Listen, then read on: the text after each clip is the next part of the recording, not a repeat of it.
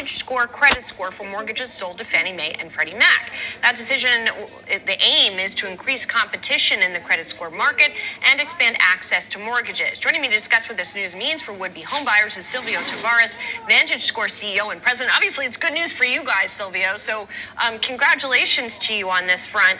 But this is a big change. The so-called FICO score has been sort of the benchmark within the mortgage market for a long time. So how VantageScore scores folks different from that traditional method?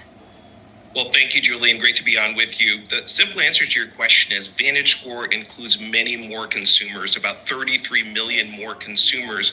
And about a third of that group are actually going to have a VantageScore 620 or and above, which means that many more consumers for the first time are going to have the opportunity to have a Fannie or Freddie Mac backed mortgage. It's a huge, huge change. It's going to include more people that have been left behind, and it's a benefit not just for competition but also for many American home buyers who are going to get their first chance to own a home. Silvio, there are always a lot of tips that people like to offer how to boost your credit score. If they're looking specifically through the VantageScore lens, how would they go about doing that? Well, one of the big differences with VantageScore, one of the reasons why it's more modern and why the FHA has approved it, and we thank Director Pulte for making this decisive decision yesterday. One of the things that's different about us is we include alternative data.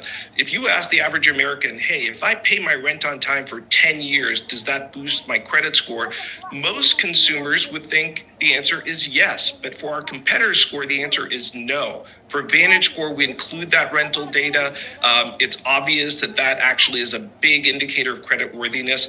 And as a result, many consumers are going to have a higher VantageScore and actually have a credit score for the first time by doing things like reporting their rental data to their credit score. We're the only major national score that does that. We were the first to do it. We also use very innovative new analytics techniques, and we're the first credit score to do that. So that's really what's behind the FHFA's decision. It's a big, big move for the industry and a big positive move in the right direction at a time when, quite frankly, it's very difficult to buy a home.